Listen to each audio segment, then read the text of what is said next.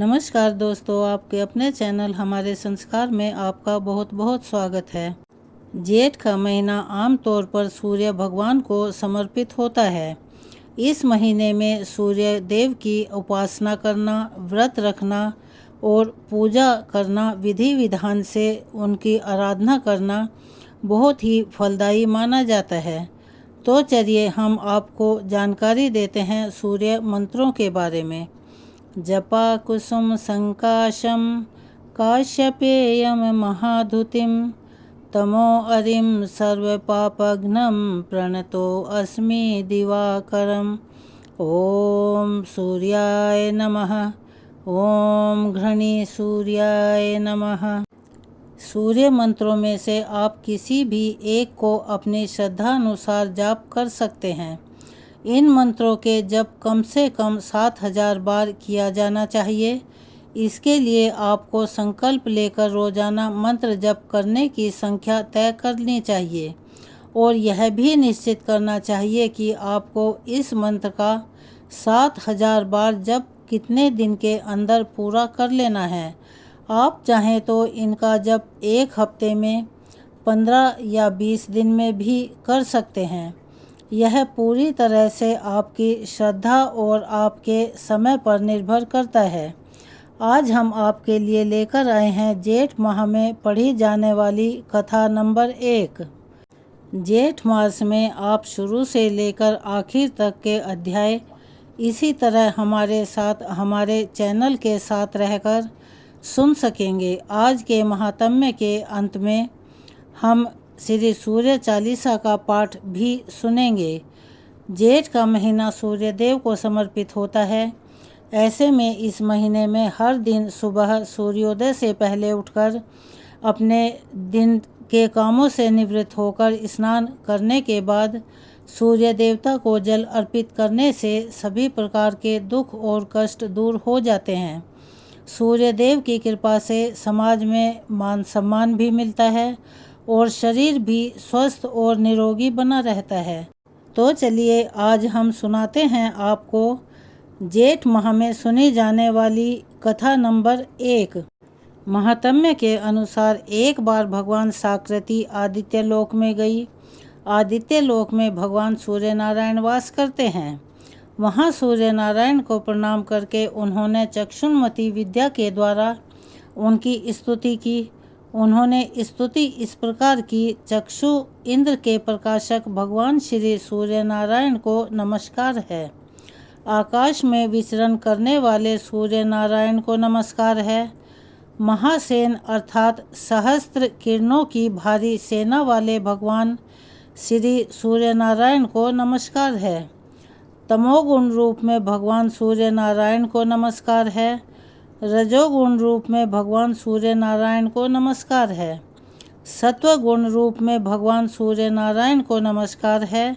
हे भगवान, आप मुझे असत्य से सत्य की ओर ले चलिए, मुझे अंधकार से प्रकाश की ओर ले चलिए, मृत्यु से अमरत्व की ओर ले चलिए। भगवान सूर्य शुचि रूप हैं और वे अप्रतिरूप भी हैं। उनके रूप की कहीं कोई तुलना नहीं की जा सकती। जो अखिल रूपों को धारण कर रहे हैं तथा रश्मियों से मंडित हैं, उन जात वेदों अर्थात सर्वज्ञ अग्नि रूप स्वर्ण सदृश प्रकाश वाले ज्योति स्वरूप और तपने वाले भगवान भास्कर को हम नमस्कार करते हैं। वे सहस्त्र किरणों वाले और शत शत प्रकार से सुशोभित भगवान सूर्य नारायण समस्त प्राणियों के समक्ष उनकी भलाई के लिए उदित हो रहे हैं। जो हमारे नेत्रों के प्रकाश हैं, उन आदिति नंदन भगवान श्री सूर्य को नमस्कार है। दिन का भार वहन करने वाले विश्ववाहक सूर्य देव के प्रति हमारा सब कुछ सादर समर्पित है। इस प्रकार चक्षुन्मति विद्या के द्वारा स्तुति किए जाने पर भगवान सूर्य नारायण अत्यंत प्रसन्न होकर बोले, जो ब्राह्मण इस चक्षुन्मति विद्या का नित्य पाठ करता है उसे आँख का रोग नहीं होता, उसके कुल में कोई अंधा पैदा नहीं होता। 8 ब्राह्मणों को इसका ग्रहण करा देने पर इस विद्या की सिद्धि होती है। जो इस प्रकार जानता है वह महान हो जाता है। इस प्रकार सूर्य नारायण देव की स्तुति की जाती है। एक समय व्यास जी के शिष्य महर्षि सुमंतु तथा वशिष्ठ, पराशर, जामिनी, याज्ञवल्क्य, गौतम, वैशंपायन, शौनक, अंगिरा और भारद्वाज आदि महर्षिगण पांडव वंश में समुत्पन्न महाबलशाली राजा शतमेक की सभा में गए। राजा ने उन ऋषियों का अर्घ्य आदि से विधिवत स्वागत सत्कार किया और उन्हें उत्तम आसनों पर बैठाया तथा भली भांति उनका पूजन कर विनयपूर्वक इस प्रकार प्रार्थना की, हे महात्माओं, आप लोगों के आगमन से मेरा जन्म सफल हो गया है। आप लोगों के स्मरण मात्र से ही मनुष्य पवित्र हो जाता है। फिर आप लोग मुझे दर्शन देने के लिए यहाँ पधारे हैं, इसीलिए आज मैं धन्य हो गया हूँ। प्रभु, आप लोग अब कृपया करके मुझे उन पवित्र और पुण्यमयी धर्म शास्त्र की कथाएं सुनाएं, जिनके सुनने से मुझे परम गति की प्राप्ति हो। तब ऋषियों ने कहा, हे राजन, इस विषय में आप हम सबके गुरु साक्षात नारायण स्वरूप भगवान वेदव्यास से निवेदन कीजिए। वे बड़े ही कृपालु हैं, सभी प्रकार के शास्त्रों के और विद्याओं के ज्ञाता हैं, जिसके श्रवण मात्र से मनुष्य सभी पापों से मुक्त हो जाता है। उस महाभारत ग्रंथ के रचयिता भी वही हैं।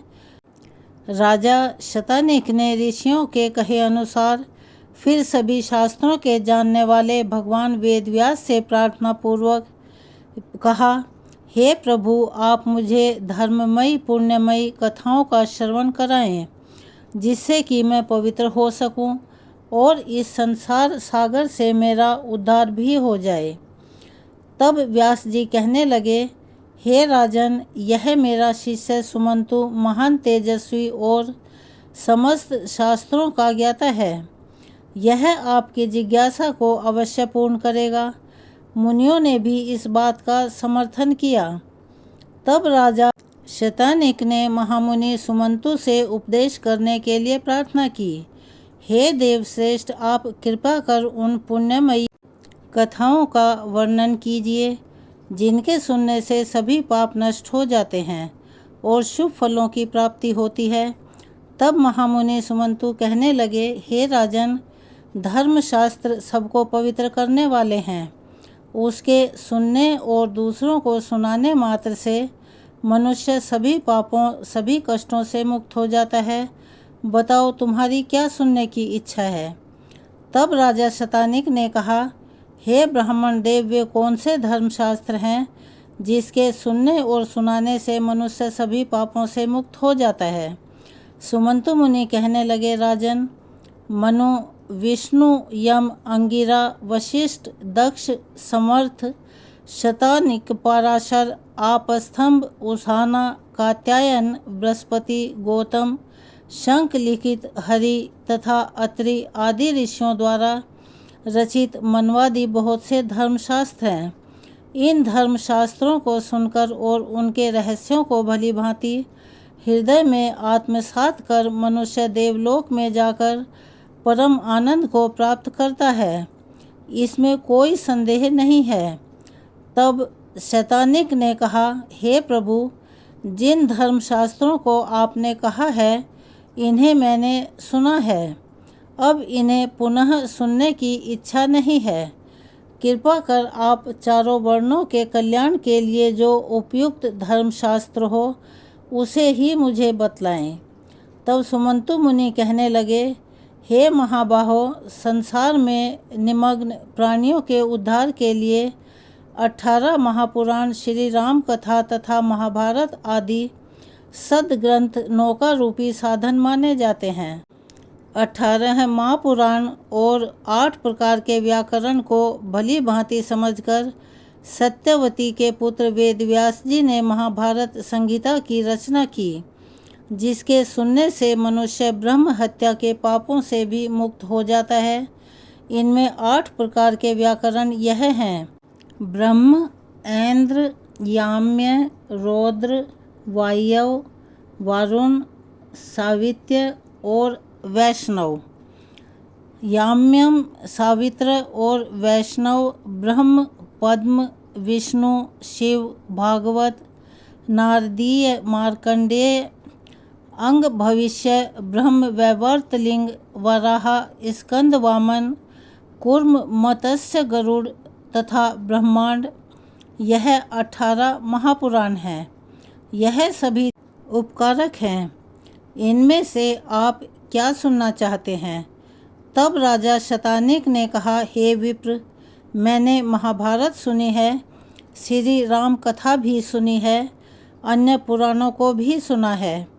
अब मेरी इच्छा है कि आप मुझे ज्येष्ठ मास महात्म्य भी सुनाएं।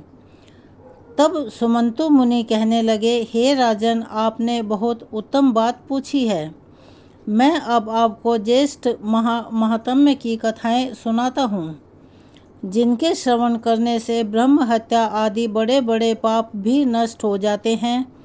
इतना ही नहीं, अश्वमेध आदि यज्ञों का पुण्य फल भी प्राप्त होता है और अंत में सूर्यलोक की प्राप्ति होती है।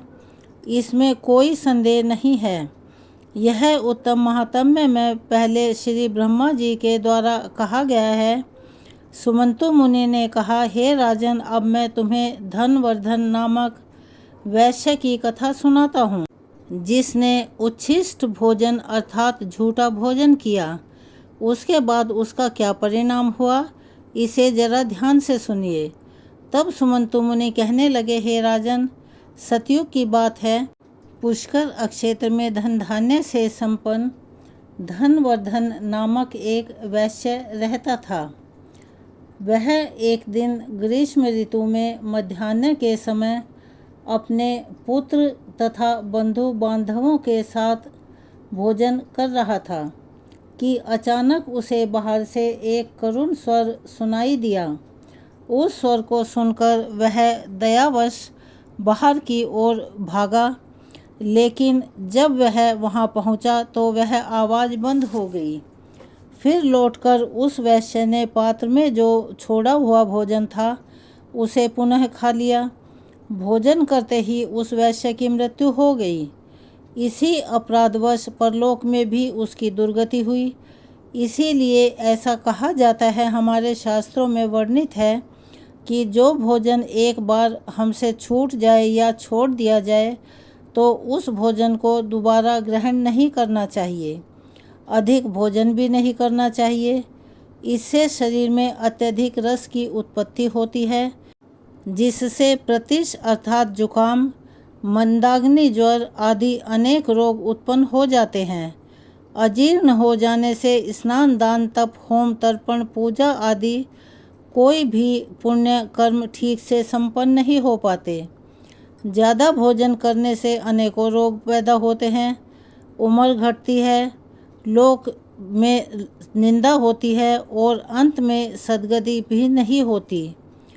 उच्छिष्ट मुख से अर्थात झूठे मुंह से कहीं भी नहीं जाना चाहिए। सदा पवित्रता से रहना चाहिए। पवित्र मनुष्य यहाँ सुख से रहता है और अंत में भी स्वर्गलोक को जाता है। तब राजा ने पूछा, हे मुनीश्वर, ब्राह्मण किस कर्म के करने से पवित्र होता है और इसका भी आप वर्णन कीजिए और मुझे बताइए। सुमंतु मुनि कहने लगे, हे राजन, जो ब्राह्मण विधि पूर्वक आचमन करता है वह पवित्र हो जाता है और सत्कर्मों का अधिकारी हो जाता है। आचमन की विधि यह है कि हाथ पांव धोकर पवित्र स्थान में आसन के ऊपर पूर्व अथवा उत्तर की ओर मुंह करके बैठ जाइए। दाहिने हाथ को जांघों के भीतर रखकर दोनों चरण बराबर रखें तथा शिखा में संधि लगाएं और फिर उष्णता और फैन से रहित निर्मल और शीतल जल से आचमन करें। खड़े खड़े बात करते, इधर उधर देखते, जल्दी जल्दी और क्रोधयुक्त होकर कभी भी आचमन नहीं किया जाता है। राजन, ब्राह्मण के दाहिने हाथ में 5 तीर्थ कहे जाते हैं: देव तीर्थ, पितृ तीर्थ, ब्रह्म तीर्थ, प्रजापति तीर्थ और सौम्य तीर्थ। अब आप इनके बारे में भी अच्छे से जान लीजिए। इनके लक्षणों के बारे में भी जानिए। अंगूठे के मूल में ब्रह्म तीर्थ, कनिष्ठा के मूल में प्रजापत्य तीर्थ, अंगुलियों के अग्रभाग में देव तीर्थ, तर्जनी और अंगुल में पितृ तीर्थ तथा हाथ के मध्य भाग में सौम्य तीर्थ कहा जाता है, जो देव कर्म में प्रशस्त माना गया है। देवाज या ब्राह्मण को दक्षिणा आदि कर्म देव तीर्थ से, तर्पण पिंडदान कर्म पितृ तीर्थ से, आचमन ब्रह्म तीर्थ से, विवाह के समय लाजा होमा आदि और सोमपान प्रजापस्त तीर्थ से, कमंडल ग्रहण दधि प्रास आदि कर्म स्वामी तीर्थ से करना चाहिए। ब्रह्म तीर्थ से उपस्पर्श सदा श्रेष्ठ माना गया है। अंगुलियों को मिलाकर एकाग्रचित होकर पवित्र जल से बिना शब्द किए हुए 3 बार आचमन करने से महान फल प्राप्त होता है और देवता गण भी प्रसन्न होते हैं। प्रथम आचमन से ऋग्वेद, द्वितीय से यजुर्वेद, तृतीय से सामवेद की प्राप्ति होती है और आचमन करके जलयुक्त दाहिने अंगूठे से मुख का स्पर्श करने से अथर्ववेद की तृप्ति होती है। होठों के मार्जिन से अर्थात होठों के मार्जिन से इतिहास और पुराणों की तृप्ति होती है। मस्तक में अभिषेक करने से भगवान रुद्र प्रसन्न होते हैं। शिखा के स्पर्श से ऋषिगण, दोनों आँखों के स्पर्श से सूर्य, नासिका के स्पर्श से वायु, कानों के स्पर्श से दिशाएं, भुजा के स्पर्श से यम कुबेर, वरुण, इंद्र तथा अग्निदेव तृप्त होते हैं। नाभि और प्राणों की ग्रंथियों को स्पर्श करने से सभी तृप्त हो जाते हैं। पैर धोने से विष्णु भगवान, भूमि में जल छोड़ने से वासुकी आदि नाग तथा बीच में जो जल बिंदु गिरते हैं उनसे 4 प्रकार के भूतग्राम की तृप्ति होती है। अंगुष्ठ और तर्जनी से नेत्र, अंगुष्ठ अनामिका से नासिका, अंगुष्ठ और मध्यमा से मुख, अंगुष्ठ और कनिष्ठा से कान, सभी उंगलियों से भुजाओं का, अंगुष्ठ से नाभि मंडल का तथा सभी अंगुलियों से सिर का स्पर्श करना चाहिए। अंगुष्ठ है अग्नि रूप, तर्जनी वायु रूप, मध्यमा प्रजापति रूप, अनामिका सूर्य रूप और कनिष्ठा का इंद्र रूप माना जाता है। इस विधि से ब्राह्मण के आचमन करने पर संपूर्ण जगत, देवता और लोक तृप्त हो जाते हैं। ब्राह्मण सदा पूजनीय है क्योंकि वह सर्वदेव माना जाता है। ब्रह्म तीर्थ, प्रजापत तीर्थ अथवा देव तीर्थ से आचमन करें, परंतु पितृ तीर्थ से कभी भी आचमन नहीं करना चाहिए। आचमन का जल हृदय तक जाने से, ब्राह्मण की कंठ तक जाने से, अक्षत्रिय की और वैश्य की जल के पास से तथा शूद्र की जल के स्पर्श मात्र से ही शुद्धि हो जाती है। आज की यह कथा यहीं समाप्त होती है। इसके आगे का वृतांत दूसरी कथा और दूसरी वीडियो में सुनाया जाएगा। चलिए अब हम पाठ करते हैं सूर्य चालीसा का। कनक बदन कुंडल मकर मुक्ता माला अंग, पद्मासन स्थित ध्याइये शंख चक्र के संग। जय सविता जय जयति दिवाकर, सहस्त्रांशु सप्ताश्वति मिरहर। भानु पतंग मरीचि भास्कर, सविता हंस सुनोर विभाकर। विवस्वान आदित्य विकर्तन, मार्तंडे हरि रूप विरोचन। अंबर मणि खग रवि कहलाते, वेद हिरण्य गर्भ कह पाते। सहस्त्रांशु प्रधोतन कही कही, मुनिगण होत प्रसन्न मोद लही।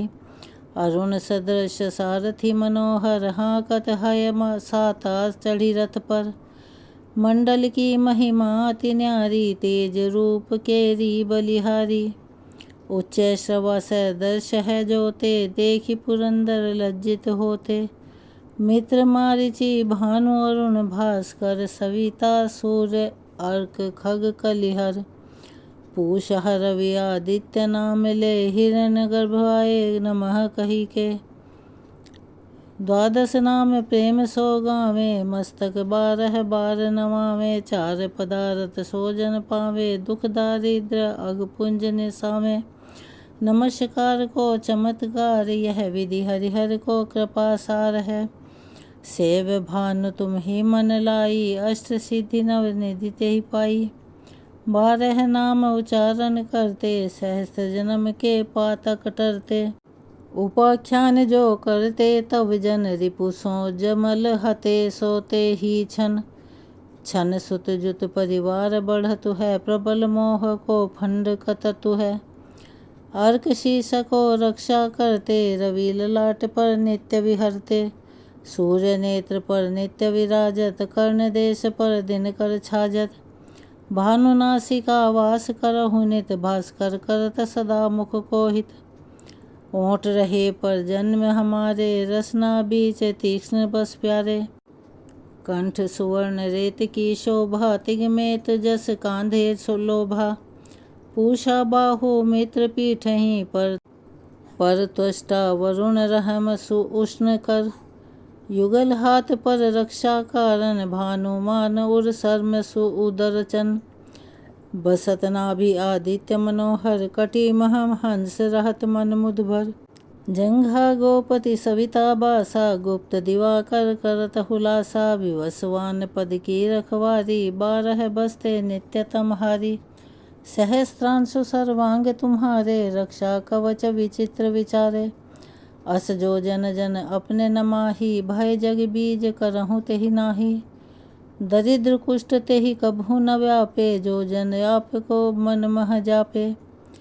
अंतकार जग का जो हरता, नव प्रकाश से आनंद भरता। ग्रह गण ग्रसिन मिटावत जाही, कोटि बार मैं प्रणमोताही। मंद सदस्य सुत जग में जाके, धर्मराज सम अतबुध बाके। धन्य धन्य तुम दिन मनि देवा, किया करत सुर मुनि नर सेवा। भक्ति भावयुत पूर्ण नियम सो, दूर हटत सो भव के भ्रम सो। परम धन्य सो नर तन धारी, है प्रसन्न जहि पर तमहारी। अरुण माग मह सूर्य फाल्गुन, माध में वेदांग नाम रवि उदय। भानु उदय बैसाख गिनावे, ज्येष्ठ इंद्र आषाढ़ रवि गावे। यम भादों आश्विन हिम रेता, कार्तिक होत दिवाकर नेता। अगहन भिन्न विष्णु है पूजहि, पुरुष नाम रवि मल मासहि। भानु चालीसा प्रेम युत, गावहि जे नर नित्य। सुख संपत्ति लह विविध होई, सदा कृत कृत्य। बोल सूर्य नारायण भगवान की जय। अगर आप हमारे चैनल पर नए हैं और अभी तक आपने हमारे चैनल को सब्सक्राइब नहीं किया है, तो प्लीज़ हमारे चैनल को सब्सक्राइब कर लें। वीडियो को लाइक भी करें और शेयर भी करें, ताकि यह जानकारी और लोगों तक भी पहुंच पाए। अपना प्यार और सहयोग हमें ऐसे ही देते रहें। बेल आइकन को दबाना ना भूलें, ताकि हमारी आगे आने वाली हर वीडियो की जानकारी आपको समय पर मिल जाया करे। ओम सूर्याय नमः, ओम रवियाय नमः, ओम भास्कराय नमः। हर हर महादेव। इनमें से जो भी आपको अच्छा लगे, एक प्यारे से कमेंट्स के साथ कमेंट बॉक्स में लिखिए। उससे हमें बहुत ही उत्साह मिलता है और हम एक नई चेतना, नई हिम्मत के साथ अगली वीडियो को तैयार करते हैं। धन्यवाद।